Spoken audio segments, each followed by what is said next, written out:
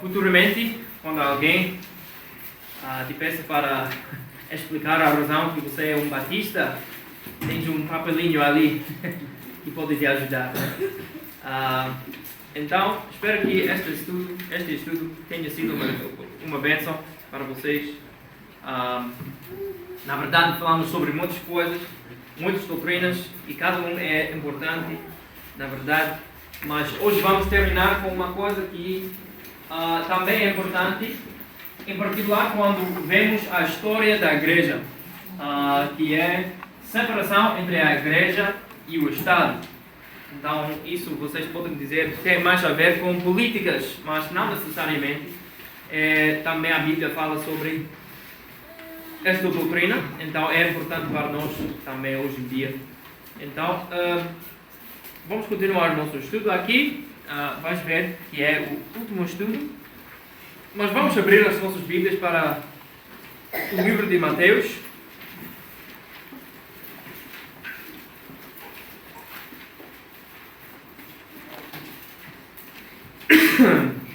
Capítulo 22 e versículo 17 até 22.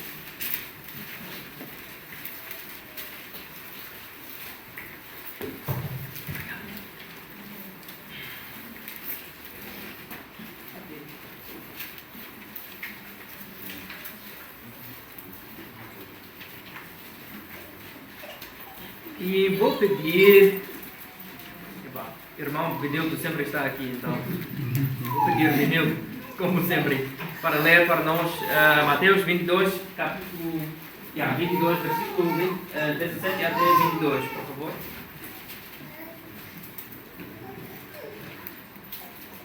Dize-nos, pois, que te parece? É lícito pagar tributo a César ou não? Jesus, porém, reconhecendo-lhes a malícia, respondeu: Por que me experimentais, hipócritas? Mostrai-me a moeda do tributo. Trouxeram-lhe um denário. E ele lhes perguntou: De que é essa efígie na inscrição? Responderam: De César. Então lhes disse: Dai, pois, a César o que é de César e a Deus o que é de Deus. Ouvindo isto, se admiraram e deixando pobres. Obrigado. No versículo 21 temos a base, né, da doutrina, que é dizem-lhe eles de César. Então ele lhes disse: Dai, pois, a César o que é de César e a Deus o que é de Deus. Então aqui podemos ver claramente que Jesus descreveu uma separação entre a igreja e o Estado. Então vamos ver a razão que isso é tão importante para nós hoje em dia e como também isso aplica para as nossas vidas pessoais. Então vamos continuar. Temos que entender as três instituições divinas. Deus colocou no mundo três instituições que Ele estabeleceu para o bem-estar da humanidade. Cada uma delas tem origem divina. A primeira, acho que assim vocês podem ver, talvez. A primeira é da família humana, o lar, né? Podemos ver isso em Gênesis capítulo 2, versículo 18. Por causa do tempo, né? Vamos continuar, mas a primeira é da família humana. A base de cada país, de cada continente, de cada grupo de pessoas é a família.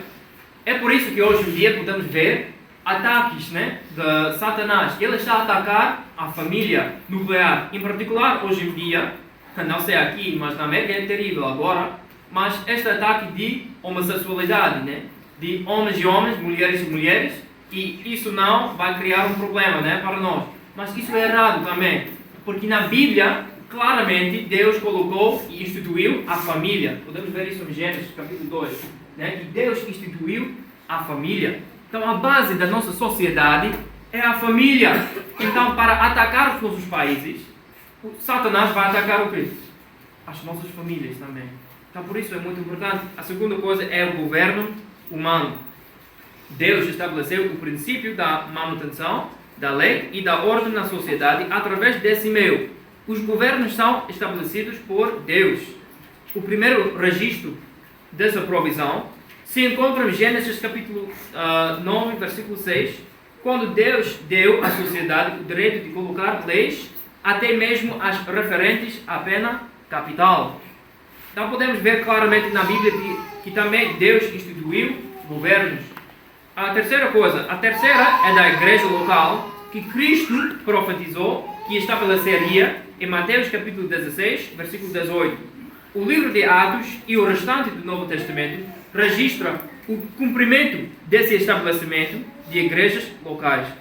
Estas três instituições, quando funcionam como Deus pretendeu, transformam-se num fator estabilizador e santificador da sociedade. A nação que tem lares fortes tem uma sociedade estável. O governo humano, obviamente, é necessário entre os homens para não termos anarquia. Um completo estudo de Romanos capítulo 13, versículo 1 até 7, esclarece que os governadores e aqueles que têm autoridade receberam-na de Deus. Então vamos ver mais passagens, mais por causa do tempo. Vamos continuar, mas temos que entender, em primeiro lugar, que Deus colocou e instituiu estas três coisas: família, governo e a igreja local. Então, por isso, quando nós olhamos para o mundo hoje em dia, podemos ver, né, ataques do nosso inimigo em cada área aqui. Mas vamos ver o que a Bíblia diz sobre cada um. A separação é uma doutrina ensinada em toda a palavra de Deus. Primeiro, a separação entre a igreja e o Estado, né? Acabamos de ler esta passagem em Mateus capítulo 22. A igreja e o Estado são duas autoridades distintas, ordenadas por Deus. Uma não deve tentar controlar a outra. A segunda, separação eclesiástica. Vamos para 2 Coríntios capítulo 6. 2 Coríntios capítulo 6.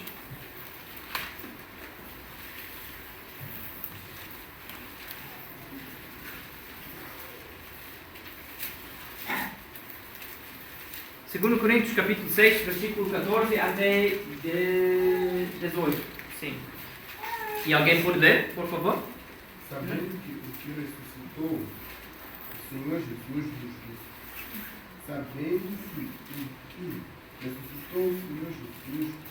ressuscitará. Desculpa.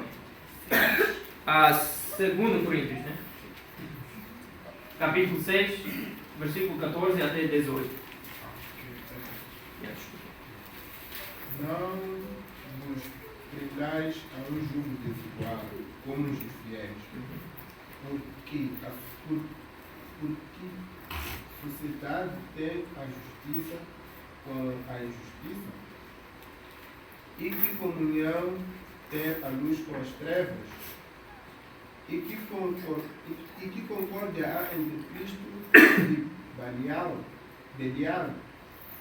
Ou que parte tem o fiel com o infiel? E que consenso tem o templo de Deus com os ídolos? Porque vós sois o templo de Deus vivente, como Deus disse: neles habitarei e entre eles andarei, e eu serei o seu Deus, e eles serão o meu povo. Por isso, sai do meio deles e apartai-vos, diz o Senhor, e não toqueis nada imundo, e eu vos receberei, e eu serei para vós pai, e vós sereis para mim filhos e filhas, diz o Senhor Todo-Poderoso. Então, o versículo 17 é muito importante. Pelo que sai do meio deles e apartai-vos, diz o Senhor, e não toques nada imundo, e eu vos receberei. Isso também está a mostrar o quê? Separação eclesiástica, que significa que nós, como igreja, devemos separar-nos de outras igrejas que ensinam falsas doutrinas, sobretudo daquelas que ensinam erradamente sobre a palavra de Deus e o caminho da salvação. Então, às vezes, pessoas querem unir, né? Só dizendo, ok, olha, eu acredito em Jesus, você também. Então, podemos unir, né, as nossas forças para que possamos ser maiores, né? Mas, infelizmente, isso, ao longo do tempo, vai criar mais problemas. Por quê? porque talvez aquela pessoa está a ensinar o método de salvação completamente diferente do que nós. Isso é um problema fundamental. Então, por causa disso, igreja, temos que ter muito cuidado, né? Separação não é isolação. Estão a perceber? Isolação, estamos a viver aqui no mundo, né? Não é possível, né? Viver fora do mundo. Talvez seja possível, mas no nosso contexto não é possível, né? Estamos a viver no mundo. Mas separação é eu vou me consagrar a Deus completamente. A minha vida vou entregar completamente a Deus. E isso é o nosso padrão que temos no Novo Testamento para a nossa separação, que vem para a terceira coisa aqui. Separação pessoal. Temos 3 versículos aqui, mas por causa do tempo só quero ler 1 João capítulo 2, versículo 15 até 17. 1 João capítulo 2, versículo 15 até 17.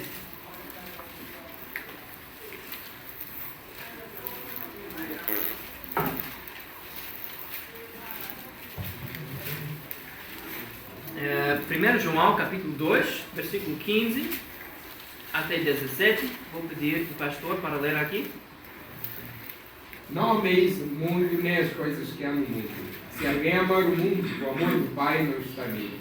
Porque tudo o que há no mundo, a concupiscência da carne, a concupiscência dos olhos e a soberba da vida, não procede do Pai, mas procede do mundo. Ora, o mundo passa, bem como a sua concupiscência. Aquele, porém, que faz a vontade de Deus, permanece eternamente. Obrigado. Então, temos claramente aqui instrução para cristãos: não ameis o mundo, nem o que no mundo há. Se alguém ama o mundo, o amor do Pai não está nele. Então, isso está a mostrar que nós, como cristãos, que estamos a viver aqui nesta terra, para não focarmos completamente nas coisas aqui na terra. Mas isso é muito difícil, não é? Sempre, todos os dias, precisamos de mais alguma coisa aqui na terra, né? Vamos para os nossos trabalhos, para ganhar dinheiro, para comprar pão, para chegar, né, ao fim deste mês e chegar para todas as minhas despesas em casa. Sim, é verdade, temos que viver aqui na terra. Mas a Bíblia está a dizer, temos que nos orientar para viver não somente para as coisas aqui na terra, mas para as coisas eternais. E isso, igreja, é a nossa separação pessoal. Sim, estamos a viver aqui na terra, mas para uma razão diferente. Vamos continuar. Toda a autoridade do Estado foi lhe dada pelo próprio Senhor. Vamos para João capítulo 19. João 19.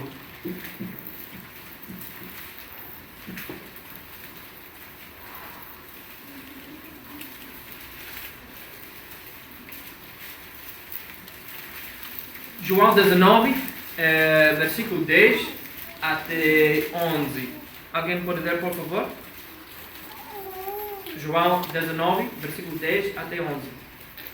Então Pilatos o advertiu: não me respondes, não sabes que tenho autoridade para te soltar e autoridade para te crucificar? Respondeu Jesus: nenhuma autoridade terias sobre mim se de cima não te fosse dada.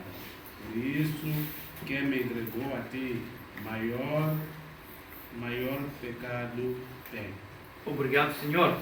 Pilatos lembrou a Jesus que tinha autoridade para o crucificar ou para o libertar. Ele estava a dizer: olha, Jesus, sabes que eu tenho o poder para dizer, ok, sai, ou não, vai para ser crucificado. E Jesus respondeu dizendo o quê? Que Pilatos não teria autoridade alguma se ela não lhe tivesse sido concedida por Deus. Toda autoridade civil existe porque Deus a permite e a estabelece dentro dos limites da sua soberania. Isso é muito importante saber. Toda a autoridade do Estado foi lhe dada pelo próprio Senhor. Mesmo Jesus disse que ele estava a entregar a vida dele, né? Não foi mandado para morrer pelos romanos. Vamos continuar. O que os batistas históricos ensinaram sobre isso? Temos aqui um homem que se chama John Smith. O funcionário do governo não deve, em virtude do seu cargo, interferir na religião ou em questões de consciência, nem forçar ou obrigar os homens a adotar esta ou aquela forma de religião ou doutrina. Deve, antes, deixar a religião cristã livre para a consciência de cada indivíduo, pois só Cristo é o Rei e legislador da Igreja e da consciência. Também temos aqui um homem, acho que a tradução deixou João, mas é John em inglês. O governo não tem mais relação com as opiniões religiosas dos homens do que tem com os princípios da matemática. Que cada homem fale livremente e sem medo, defenda os princípios em que acredita, adore a Deus segundo a sua própria fé e que o governo o proteja ao fazê-lo. Então temos na história que os batistas estavam a defender a separação entre a igreja e o Estado. Temos mais 2 exemplos aqui. Por causa do tempo não vamos ler todos aqui, mas vamos ler isso aqui. As questões religiosas devem ser separadas da jurisdição do Estado. Não porque estejam aquém dos interesses do Estado, mas muito pelo contrário, porque são demasiado elevadas e sagradas e por isso estão para além da competência do Estado. Então, ele estava a defender que a igreja e o Estado têm que ser separados. Então, mas qual é a razão que esta doutrina é tão importante, né? Temos que entender a história da igreja. Então, podemos ver na história da igreja muitos exemplos disso e a razão que os batistas ensinam que temos que ter uma separação. A maioria dos governos europeus possuía uma igreja oficial. A Igreja Católica Romana, por exemplo, dominou o mundo ocidental por muitos anos. Durante grande parte da Idade Média e até os tempos da Reforma, a Igreja Católica Romana esteve profundamente ligada ao poder político, especialmente depois do século IV, quando o cristianismo passou a ser favorecido pelo Império Romano. A Igreja e o Estado tornaram-se cada vez mais unidos. Ao longo dos séculos, reis e governantes procuravam o apoio da Igreja e a Igreja frequentemente exercia influência sobre os governos. Em alguns períodos, autoridades civis foram usadas para impor doutrinas religiosas, punir a dissidência e perseguir aqueles que discordavam dos ensinos oficiais da Igreja. Essa união entre a Igreja e o Estado contribuiu para acontecimentos como perseguição religiosa, guerras motivadas por questões religiosas, restrições à liberdade de consciência, punição de grupos considerados heréticos e o uso do poder civil para promover ou proteger determinada religião. Então, igreja, a nossa história, o evangelho que temos agora e estamos a pregar livremente, na época era muito mais difícil pregar fora do poder da Igreja Católica Romana. E muitas pessoas morreram naquela época porque estavam a confiar somente em Jesus Cristo. Estavam a dizer, não, eu não preciso da igreja para ser salvo. Eu aceito Cristo Jesus como meu Senhor e Salvador e isso é suficiente para a minha salvação. Eles morreram por causa desta crença que estamos a proclamar hoje em dia. Temos a Bíblia agora. Por quê? Porque muitas pessoas morreram naquela época para transmitir a mensagem da salvação, para transmitir a Bíblia, para que nós hoje possamos ter a Bíblia agora nas nossas mãos. Isso também é a nossa história. Igreja, vemos de pessoas incríveis na história da igreja que mesmo morreram para as crenças que eles defenderam. Mas por causa disso, por causa das perseguições que eles enfrentaram, os batistas históricos defenderam que Cristo é o único cabeça da igreja e que a fé deve ser uma resposta voluntária à palavra de Deus, nunca algo imposto pela força do governo. Isso é muito importante. Jesus nunca usou o Estado para forçar pessoas a aceitar o dom de salvação. Jesus pregou a palavra de Deus, o rei do mundo, né? O rei do universo. Ele chegou aqui como um bebê, depois cresceu e ele pregava o quê? O Evangelho. Ele estava a dizer, quem quer pode vir, venha. Mas ele nunca disse, não, vocês têm que fazer isso. Ele nunca usou o Estado, né? Império Romano na época, né? para criar leis e forçar pessoas a ser batizadas. Isso não aconteceu. Jesus pregava o Evangelho e nós hoje, nós pregamos o Evangelho e nós imploramos pessoas para venham a Cristo. Mas isso não quer dizer que nós estamos a forçar pessoas para ser batizadas. Na época, muitas pessoas diziam que sim, eram cristãos, mas realmente só foram batizados na igreja. E muitos países hoje em dia que identificam-se como países cristãos realmente não são cristãos, porque somente estão a dizer cristãos porque foram batizados na igreja. A igreja que tem muito a ver com o Estado, né? Então eles não têm como dizer não. É para crescerem, por exemplo, Irão e dizer que você não é muçulmano. O que vai acontecer? Você vai morrer, ok? A mesma coisa. Este conflito, né, entre a igreja e o Estado criava muitos problemas na história da igreja. Então, temos um outro exemplo aqui, que é muito interessante. Um exemplo atual pode ser observado na relação entre a Igreja Ortodoxa Russa e o governo da Rússia. Desde o início da guerra entre a Rússia e a Ucrânia, isso está a acontecer agora. O patriarca, acho que em português é Cirilo, Kirill, acho que é o nome dele, de Moscou, tem manifestado apoio público ao governo russo e, em diversas ocasiões, apresentou a guerra como tendo uma dimensão espiritual ou moral. Essa proximidade entre a liderança da igreja e o poder político tem sido amplamente criticada por cristãos de várias tradições. Quando uma igreja se identifica demasiadamente com um governo, existe o perigo de ser substituída pelo apoio aos interesses do Estado. Em vez de chamar os governantes ao arrependimento quando pecam, a igreja pode acabar por justificar ou defender as suas ações. Além disso, tem surgido relatos de que o patriarca, né, da igreja aqui, vamos ver, é um pouco difícil ver a imagem, mas aqui é o presidente, acho que da Rússia, Vladimir Putin, e o líder da igreja, né, a Igreja Ortodoxa Russa. Então, além disso, tem surgido relatos de que este homem aqui possui um patrimônio muito elevado e desfruta de um estilo de vida luxuoso. Embora existam debates sobre o valor exato da sua riqueza e nenhuma estimativa possa ser considerada definitiva, algumas investigações jornalísticas e alegações públicas estimaram o patrimônio e os recursos sob o seu controle em valores que chegam aos milhares de milhões de dólares.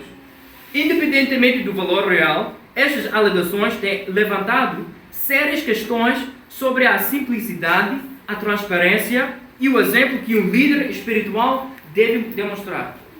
Ele, por causa da posição que ele tem, ele estava a defender a guerra do presidente, sendo um homem que tem que ser da igreja, né? Mas também podemos ver que ele está a receber muito dinheiro de onde? Do Estado. Então, este conflito que nós podemos ver, mesmo hoje em dia, entre a igreja e o Estado, sempre vai criar problemas. É por isso que Jesus disse: dá a César o que pertence a César e Deus o que pertence a Deus. O que queremos dizer com separação entre a igreja e o Estado? Vamos correr um pouco aqui. Não deve existir uma união essencial entre a religião organizada e o governo civil. O governo civil não deve procurar controlar os assuntos internos das igrejas, nem as crenças ou práticas religiosas das pessoas. Nenhuma denominação ou religião organizada deve controlar o governo civil.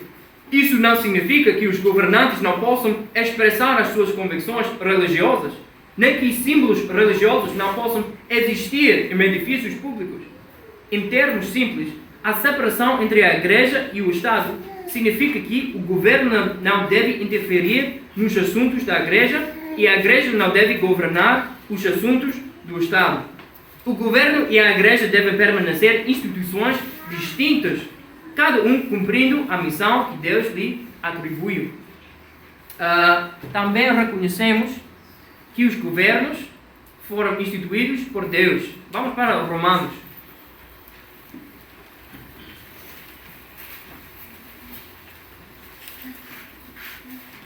talvez seja um tópico sensível, não sei. Quando falamos sobre governo, pessoas pensam sobre políticos, né? Mas vamos ver o que a Bíblia diz aqui. Romanos capítulo 13.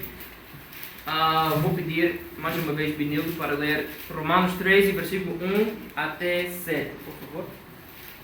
Todo homem esteja sujeito às autoridades superiores, porque não há autoridade que não proceda de Deus, e as autoridades que existem foram por ele instituídas, de modo que aquele que se opõe à autoridade resiste à ordenação de Deus, e os que resistem trarão sobre si mesmos condenação, porque os magistrados não são para temor quando se faz o bem, e sim quando se faz o mal.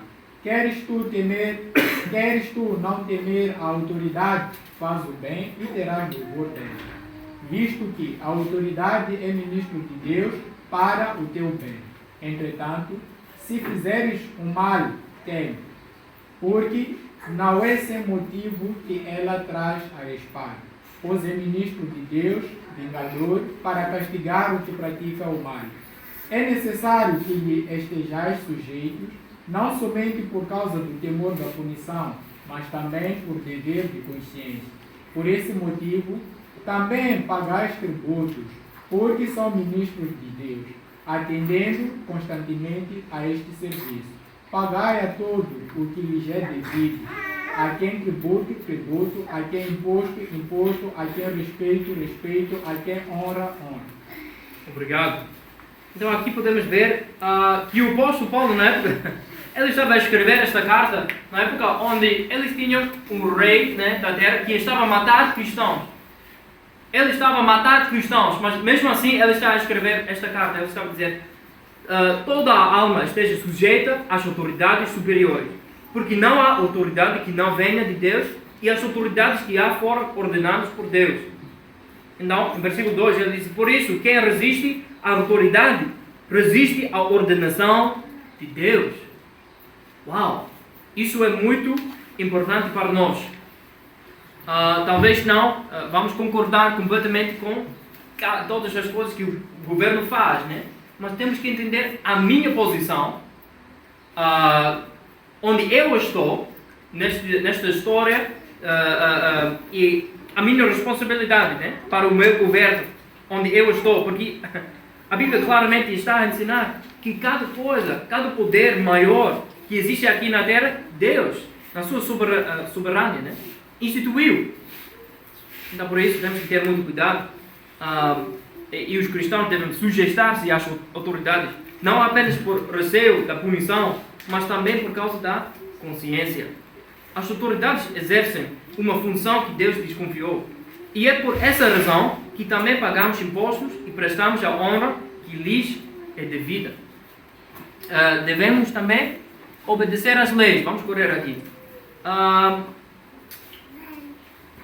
Vamos para 1 Pedro também, capítulo 2. 1 Pedro, capítulo 2.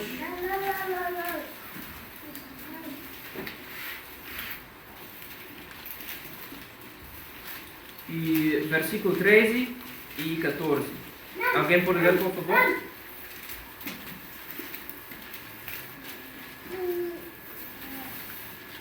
Sujeitai-vos a toda a instituição humana por causa do Senhor, que quer seja o rei como soberano, quer as autoridades como enviadas por ele, tanto para castigo dos malfeitores como para o louvor dos que praticam o bem. Muito obrigado. Então, obedecemos às autoridades porque amamos o Senhor Jesus e desejamos que Ele seja glorificado através da nossa maneira de viver. Uma das responsabilidades do governo é punir os malfeitores. Por isso, o governo deve promover a lei, a ordem e a justiça na sociedade. Sétima coisa aqui, oramos pelos governantes. Vamos para 1 Timóteo capítulo 2. 1 Timóteo capítulo 2.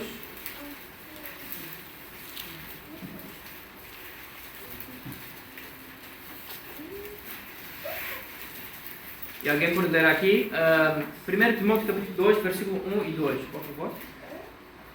Antes de tudo, hoje exorto que se use a prática de súplicas, orações, intercessões, ações de graça em favor de todos os homens, em favor dos reis e de todos os que se acham investidos da autoridade, para que vivamos vida tranquila e mansa, com toda a piedade e respeito.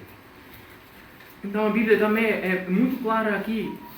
E oramos pelos governantes. Devemos orar. A minha responsabilidade como cristão que está a viver sob a autoridade de um governo. Devemos orar pelos governantes e também dar graças a Deus por eles. Oramos para que Deus lhes conceda sabedoria para governarem bem, de modo que possamos viver em paz enquanto servimos ao Senhor. Também devemos honrá-los. E podemos ver isso em 1 Pedro, mas por causa do tempo vamos continuar. Então, o nosso fim é para continuar o nosso ministério. O propósito é que Deus, por favor, ajude o nosso governo para que possamos continuar a proclamar o Evangelho aqui, nesta terra, onde estamos agora. Não queremos ser como na China, né? Onde não é permitido pregar a palavra de Deus. Não é permitido reunir-se como isso aqui, como estamos agora, porque a polícia vai entrar e dizer, olha, vocês não podem fazer isso, né? Vai embora. A oitava coisa aqui, pagamos os nossos impostos. Podemos ver isso em Mateus, mas já lemos aqui, então não temos que ler de novo. Quando perguntaram a Jesus se era lícito para pagar tributo a César, ele respondeu, dai, pois, a César o que é de César, e a Deus o que é de Deus. Jesus reconheceu que existe uma responsabilidade legítima para com o governo civil, sem diminuir a responsabilidade suprema que temos para com Deus. E acabamos de ler Romanos, capítulo 3, versículo 6 até 8. Paulo ensina também que pagamos os impostos porque as autoridades são ministros de Deus no exercício das suas responsabilidades. Além disso, devemos dar a cada pessoa aquilo que lhe é devido. Imposto a quem imposto, tributo a quem tributo, respeito a quem respeito e honra a quem honra. Também somos exortados a não dever nada a ninguém, exceto o amor, pois quem ama o próximo cumpre a lei. Também obedecemos ao governo, exceto quando as suas ordens contradizem diretamente a palavra de Deus. Vamos para Atos, capítulo 4, sim. Primeiro.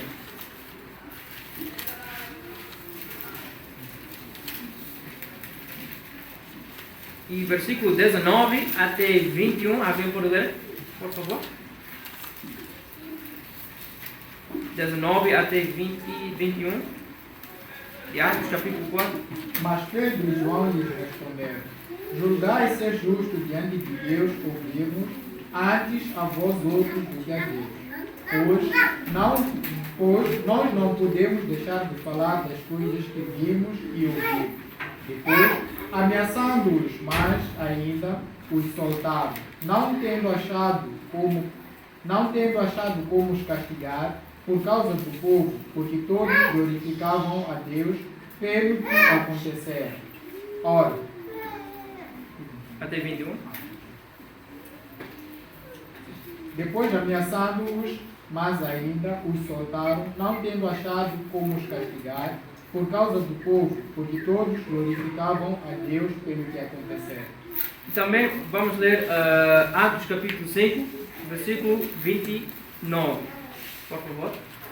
Então, Pedro e os demais apóstolos afirmaram, antes, importa obedecer a Deus do que aos homens. Não, mais importa obedecer a Deus do que aos homens. Quando a autoridade civil exige aquilo que Deus proíbe, ou proíbe aquilo que Deus ordena, o cristão deve permanecer fiel ao Senhor. Isso é o limite, né, que temos na palavra de Deus, com a nossa obediência, né, às autoridades civis. A responsabilidade da igreja é espiritual e não civil. claro, né? A igreja tem a responsabilidade de ensinar a palavra de Deus e formar discípulos. A igreja ministra em nome do Senhor Jesus Cristo. A igreja leva o evangelho a todo o mundo para anunciar as boas novas da salvação. A igreja ensina os seus membros a serem cidadãos honestos, trabalhadores e obedientes às autoridades legítimas.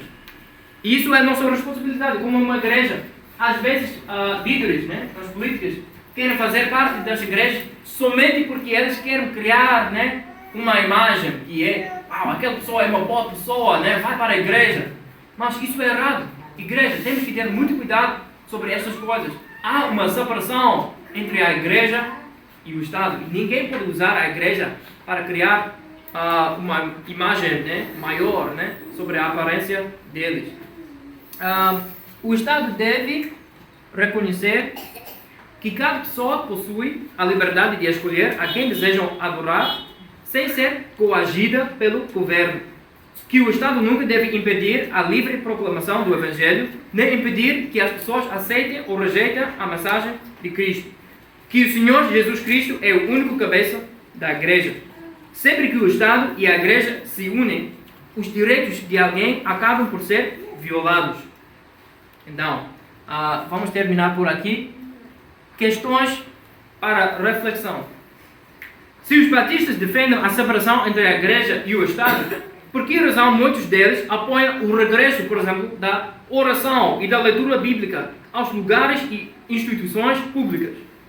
Segundo a compreensão batista da separação entre a igreja e o Estado, essa separação não significa excluir completamente a religião da esfera pública. O objetivo é impedir que o governo controle as igrejas ou estabeleça uma religião oficial. Ao mesmo tempo, os batistas defendem que o governo não deve impedir o livre exercício da religião.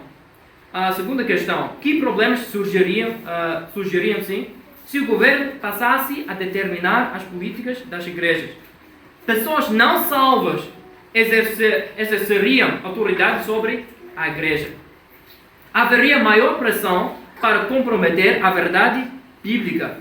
O Estado poderia punir aqueles que discordassem das suas decisões. E a terceira questão: que problemas surgiriam se as igrejas passassem a determinar as políticas do governo? Existem muitas igrejas e denominações diferentes. Então, cada uma com as suas próprias convicções. O governo teria de decidir qual delas deveria seguir.